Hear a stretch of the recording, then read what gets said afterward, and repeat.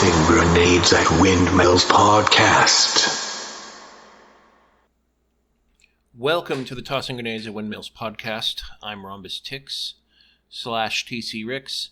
This is a series of short stories that I'm doing that I'm calling Swamp Castle that I wrote in the early part of my career, that at one point I submitted for publication. They're okay. They're pretty good. None of them got published. I'm reading them and then offering commentary on what I think does or doesn't work on the story. And we'll see from there.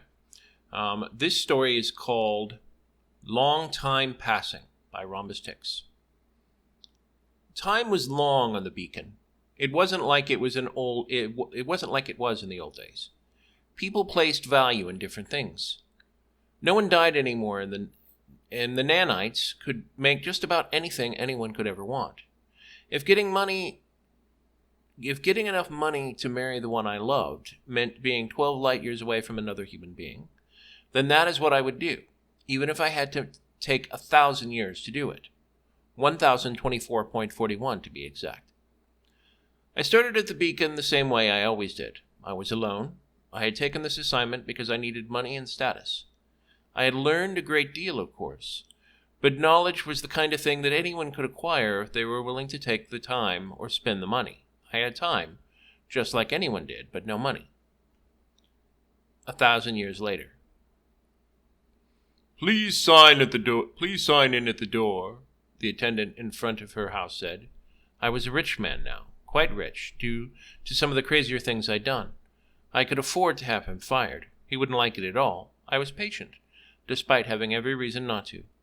I signed at the door. 1,000 years ago. Left foot forward for the 975th time. Right foot forward for the 976th time. Turn at the corner. Start the count over again. So far, my faithful maintenance check was secure. There was nothing wrong with the mechanics of the station. Again. The thing that immortality changed the most was the value of life. Life had always been valuable, even in the old days. Murder had been wrong, but they had taken that principle and extended it to the point that no one wanted to risk their life anymore. Not when you could live forever. It was one thing to lose a few decades, but another thing entirely to lose thousands of years. We had the technology to make ships go up to half the speed of light, but they were risky and dangerous by the new standards, of course. There were always those willing to take risks in any society, the malcontents, the rebels, the visionaries, and the criminals. The colonies had been established over 3,000 years ago, but someone had to man the beacons. 1,000 years later. Please use the green pen, sir, not the yellow one. The attendant spoke with such sadness in his voice, I almost thought for a moment I'd run over his puppy. Excuse me? The green pen is for guests only. The yellow pen is used by city workers. If you use the yellow pen, then the administrator might get confused and send workers for no particular reason whatsoever. Right. Thank you, sir. 1,000 years ago. Adjusting the solar panels approximately 0.000075 degrees. Adjust the internal transmitter stabilizer approximately 4 bars on the transmission band. Move the solar panels to their original position, but ensure that they do not exceed acceptable parameters. What could be more dangerous than running a beacon? The beacons were light years away from any human traffic. The replacement usually worked very hard to ensure that they arrived on time and left the ship in good enough condition for their future passenger to get home. What went around came around, and if they caused sufficient problems, they might extend the length of time for sending the replacement. Her name was Jeru. She was from old money, very old money. Her parents had been rich since the beginning of time, it seemed, though the rational part of my mind knew that this was only an illusion, and that it had in fact been a dynasty started in the early 20th century. Of course, Given that they had been rich 300 years before the discovery of immortality and 500 years before the discovery of molecular nanetics indicated to the casual observer that it might as well have been the beginning of time. My best friend, Finney, said as much. "She's too good for you," he said. "You don't have enough money for the likes of her." Of course, he was right. I was just like any other schmo who lived at baseline. I had tried to be an artist, but all that I could ever master was technique, not spark. Anyone could do technique. It was just a matter of patience and applying the right ship. So I volunteered to join the Beacon. You would think on the surface that there would be more people interested in it, but despite the massive changes in our culture, and despite the advances in psychology that let us cure any kind of insanity, people simply did not relish the idea of spending 1,000 years away from all human contact. I didn't either. 1,000 years later. "I'm sorry, sir, but you have to put your full name on the entry form." I did put my full name on the entry form. "No, you put Elijah J. Marshall." "That is my full name." "No, your background file clearly says it is Elijah Jonathan Marshall." "You're telling me?" "Yes." "Fine. Anything else?" "No." "Thank you," I said. "Glad to be of service." He put the pen back into its holder and bowed politely. 1,000 years ago. Do not sleep more than 5.7 hours in a single day. Do not miss more than 75.42 of daily maintenance tasks except on government-sanctioned holidays, in which 47.5% of daily maintenance tasks are acceptable. Birthdays and religious holidays are not acceptable government substitutes. It had not been just a summer love. This was not even a normal, lifelong love. Most serious relationships, at least those at the deepest level that they used to be, only lasted a few centuries. And those were the exceptions.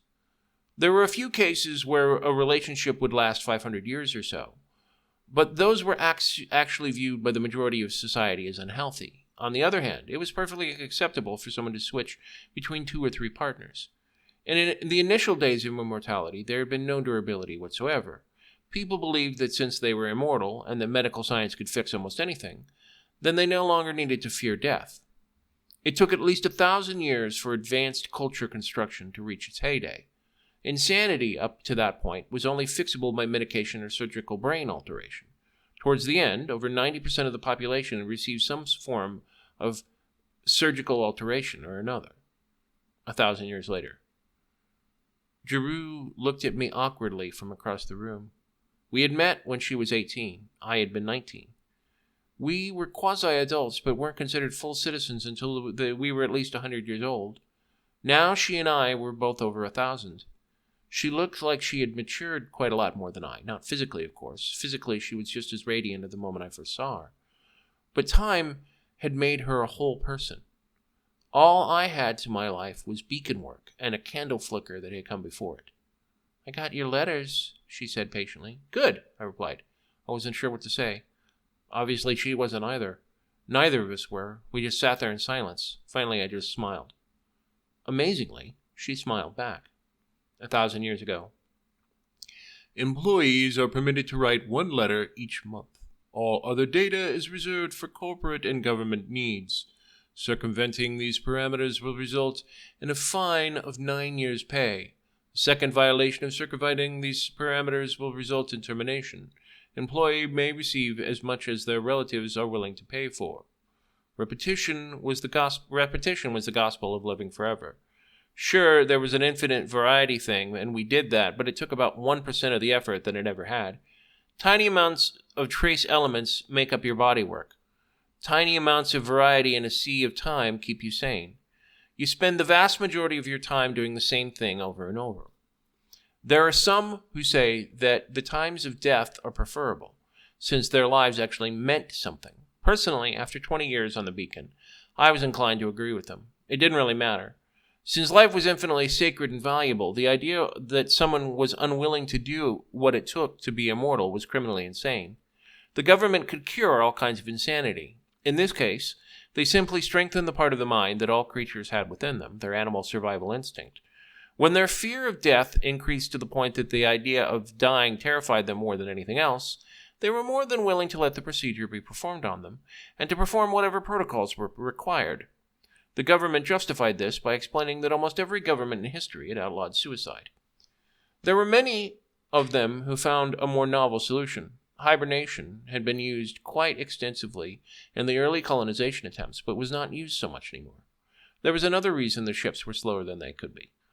They all had to be big enough to keep everyone awake for the entire duration of the journey. So while suicide was illegal, time traveling to the future was not. Most of these poor souls simply entered hibernation chambers designed to keep them asleep for 10,000 years, in the hopes that the government would have been deposed or changed its mind by then. Not me. I was in love. I was going to stick it out. The thought might make one ask, what made me think I'm so special? Who is this girl who is worth waiting 1,000 years for? How could it be worth all of it? Didn't you ever regret making your decision? All good questions, but you have to understand.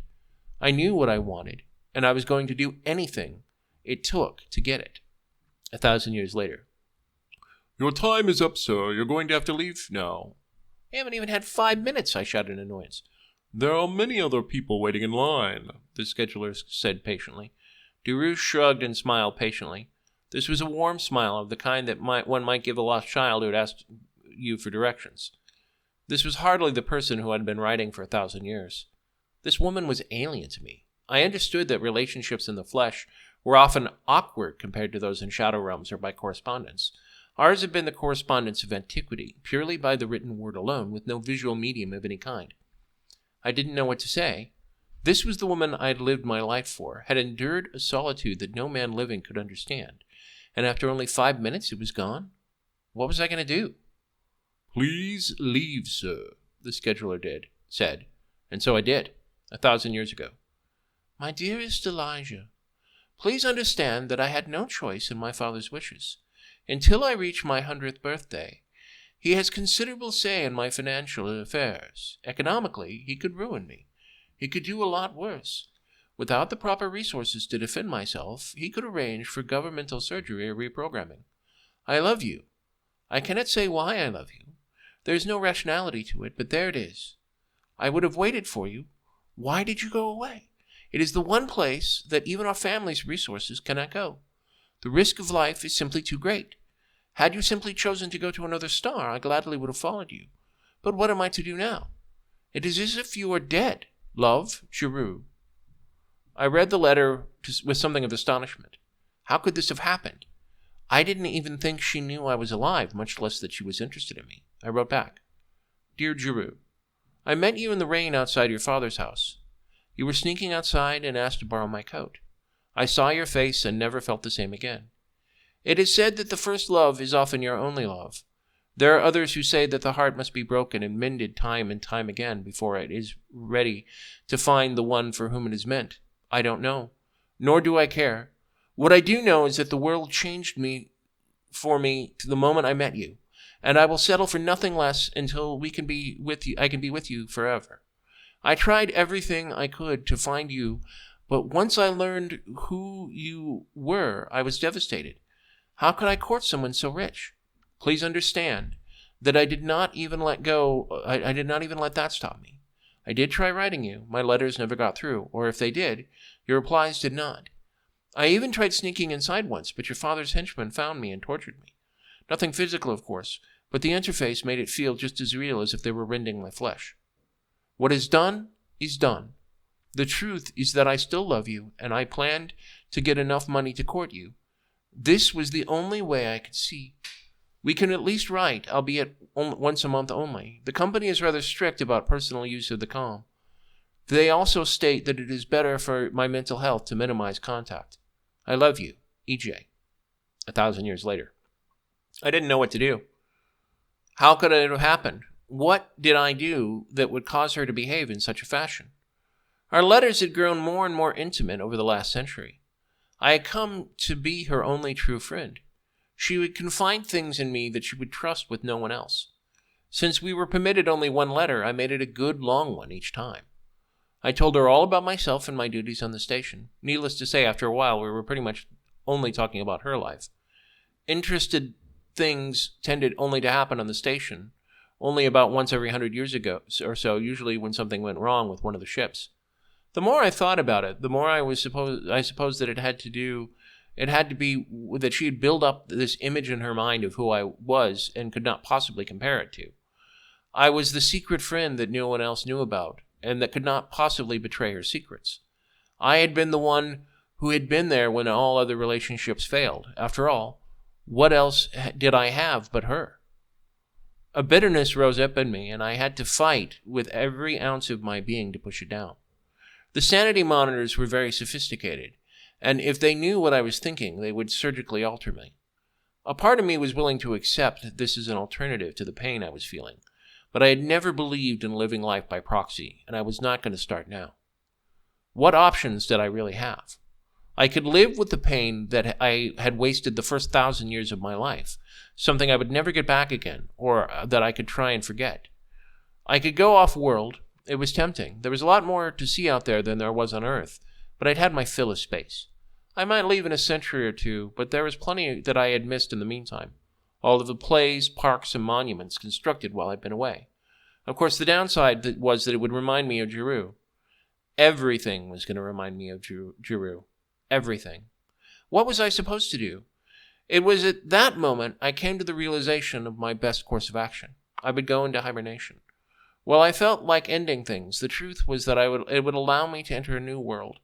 As static as things were, they did change, and 1,000 years was still a long time. Giroux would still be alive, but I would not constantly be reminded of everything she and I had talked about for 1,000 years. I made the decision just as easily as I had made the one to man the beacon. I think the thing that amazed me about the building was how simple it looked.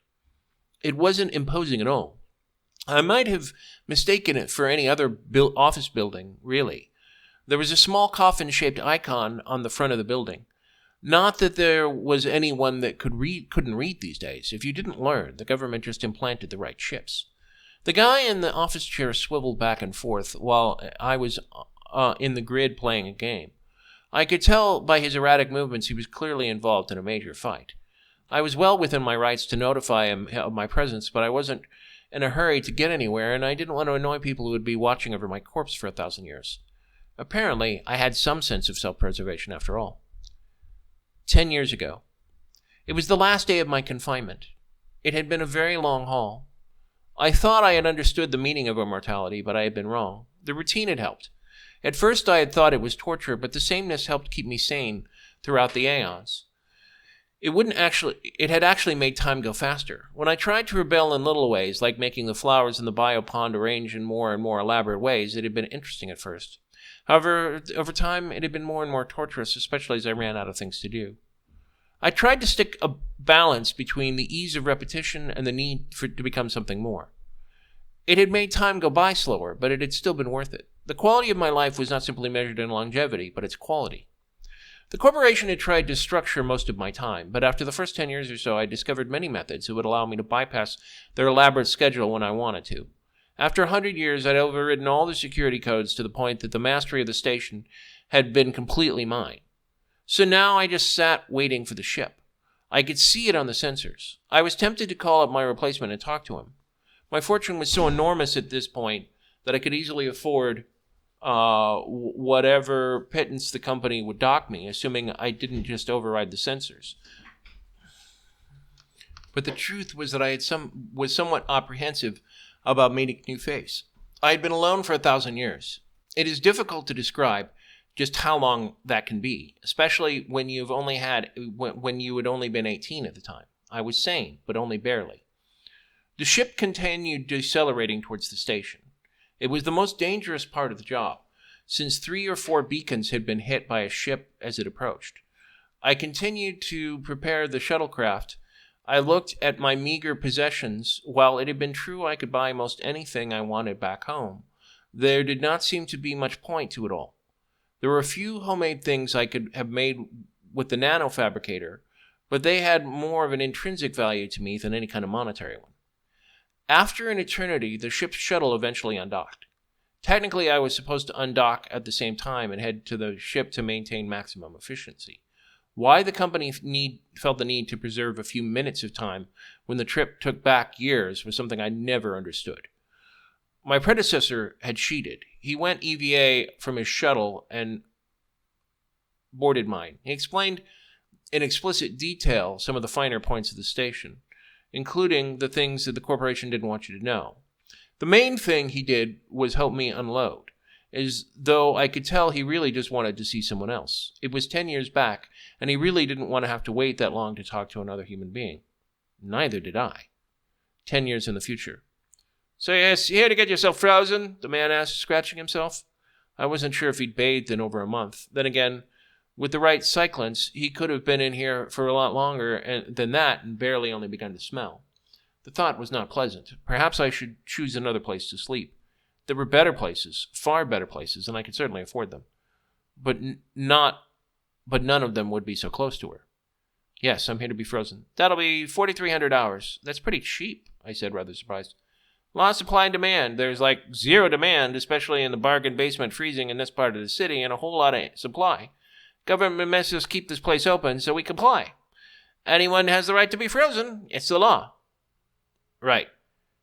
Can't have anyone doing themselves in," he chuckled. "No, I suppose not. Meet the Grim Reaper, he chuckled. "Can we just get on with this?" I asked. "Buying the farm. Are you quite through? Embracing their inner corpse." It was at this point that I left with the indignant, "What? Hey, come back here. I was just kidding," behind me. I kept walking. 10 years ago. He seemed innocent enough. He was older than I was, at least according to the file. He was more like 500, and his name was Joshua. "Hi," I said awkwardly. Even speaking at all used muscles I had forgotten how to use. "Hey, bud, how's it going?" Good. "Must be anxious to get out of here," Joshua said amiably. He hadn't spoken to anyone in 10 years. It had to be difficult for him. I knew. I'd been there. "Yes, I am anxious to get back." "I heard it's a bit of a shock for beacon workers. They have some kind of program to help you readjust." "Yes," I said. "It usually takes a year." "You mean you have to take 10 years to go back and then another year on top of that before you're free of the corp?" "That I do," I smiled grimly. It sounded so much better when it was someone else's pity than besides my own. "Well, that sucks." Yes, but I've got someone waiting." "Really? Wow. How'd you meet her? That crazy corp only let us send a letter once a month." "I knew her before." "Really? Wow, good for you. If she waits that long, I'm sure she'll wait another 11 years. "I reckon so, yes," I smiled. "Good luck," he said, as I headed for the shuttle and head back. "Good luck yourself. Good luck yourself." He was going to need it. How anyone could survive beacon work without something to wait for at the end was entirely beyond me. 10 years later. I found a better place to store myself. I hadn't really used any of the money I'd earned so far except to bribe the right people for access to Giroux. This place had all of the comforts of home. It was actually kind of creepy. I got my own room for 1,000 years. Not that bad. There was a ceremonial set of viewing chairs in case any loved ones would want to stare at my face while I was unconscious. That bothered me. I had family. We kept in touch. Still, family wasn't the same as what it had been. It was still the mostly stable relationships, but since it was now possible to have ties of blood that were alive and kicking 7 generations back, reunions often became more of a millennial event. There were exceptions, but they were rare. I told them to keep the chairs out of the room. No one but the designated technicians were to be allowed in there. Money talks. If I hadn't had such a broken heart, I might have been tempted to stick around and see what I could do with it. I knew it was cheap. It had been. I still believe. An incredible act of willpower and love to wait 1,000 years for love. It was an inexcusable act of cowardice to skip another from pain. Yet I was doing it anyway. The world had become something of a solephist's proxy for me. I could not connect to it and remain whole. I had lost a chunk of my life through time for another. I needed a way to get it back again, which is, of course, why I realized what a complete idiot I was, being approximately 10 seconds after the chamber door shut. There are some things that can never be taken back, no matter how much one might regret them. To surrender without taking at least a chance at these possibilities, without taking life in its supremacy in every waking moment, was a crime. I could almost understand the government's irrational actions at that point. There, at the brink of false death, I understood what life truly was. Every moment of 1,000 years had been priceless because I had lived it for love, to be loved. It was pure in a way nothing else could be. This was just a cheap cop-out, and it was too late to do anything about it. 1,000 years later. The lid of the chamber door opened up. My first reaction was to the cold. I felt as if every ounce of life had been sucked out of my body and then suddenly forcibly thrust back in. I was barely cognizant of who I was for a moment, but then the memories came rushing back immediately. Dozens of drugs, all working in tangent as they made their way through my system, repaired damaged tissue and neural pathways. Inside of a few minutes, I was cognizant of who I was and what had happened. There were no happy endings here. Giroux was still out there somewhere, at least unless the unthinkable had happened, but I was a distant memory in her mind. It was time to start over. I was amazed at the fact that I was able to stretch my muscles so quickly. Usually it took several days to recover from hibernation that long. Then again, I guess there had been a few changes since I was away. I sat up and looked around. To my shock, Giroux was there grinning at me. "You changed your mind?" I said. My throat was parched, but it was only a little. "Yes, I did." "Did you really think I would forget our letters so easily? Did you even check your email once before you went and tried to freeze yourself?" I blinked. I didn't. Why? "Because if you had, you would have read the tearful letter of apology I spent several hours trying to write. I had no other way of contacting you, so I wrote the letter. I explained that I was simply overwhelmed at what you had done to try and meet me, but of course I wanted to give a try. What girl wouldn't? You're quite handsome, you know. I knew you were intelligent and caring, but I never really looked at you before. Your older pictures don't do you justice." I was speechless. This had become some kind of fever dream from the hibernation. I had failed. I did not deserve a happy ending, not after my cowardly retreat. She continued, "I have good news and bad news. The bad news is that I love you, but you are hopelessly incompetent in financial matters. So I had lost my fortune while I slept? I had her. Who cared? All that mattered was now. The next time you sleep for 1,000 years, when you can afford to, buy the company looking after you. They will work harder at it. The good news is that I bought it instead. I hadn't even thought about that," I said. "I know," she smiled and hugged me. "The better news is that you didn't sleep for 1,000 years. You slept for 4 days, just long enough for the paperwork to go through." 10,000 years later. We had seen 1,000 worlds, and we would see 1,000 more. Each moment we spent with each other was better than the last. We inspired others to do the same. Once they saw that such a thing was possible, they began to follow suit. Not many succeeded, but they tried. Perhaps we did better because we paid such a price for our love. I don't know.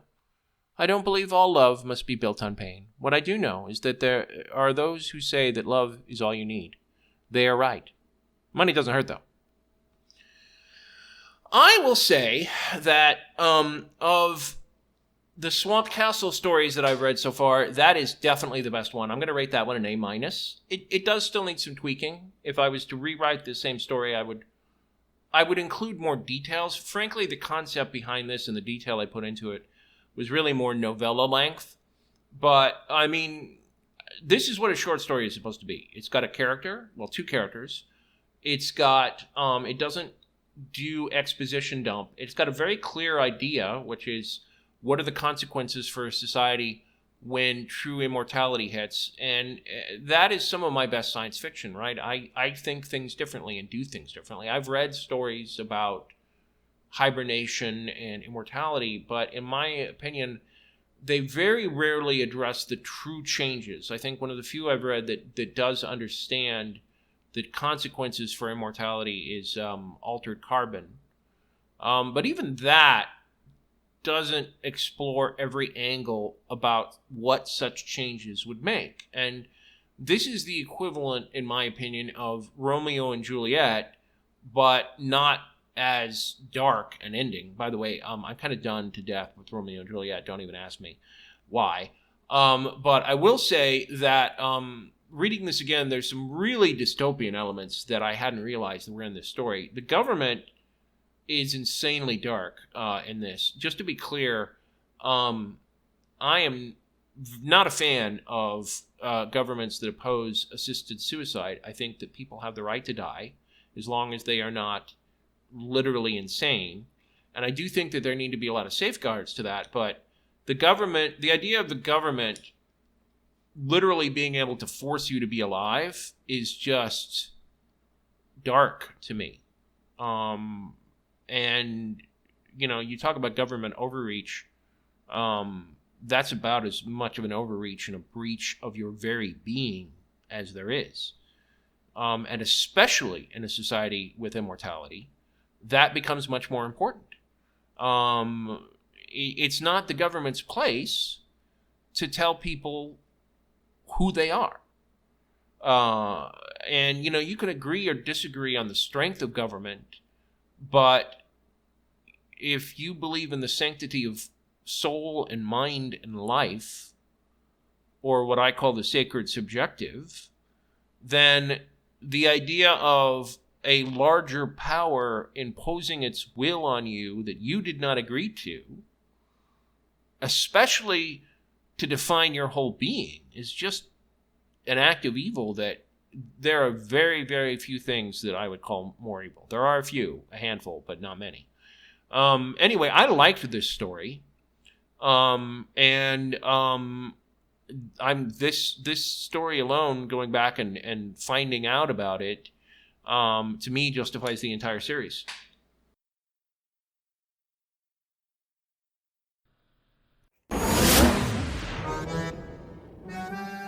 This has been the Tossing Grenades at Windmills podcast. Buy my book, Have Name Will Travel, at Amazon and other markets. RedAnvilCreative.com contains all our podcasts. Copyright 2022!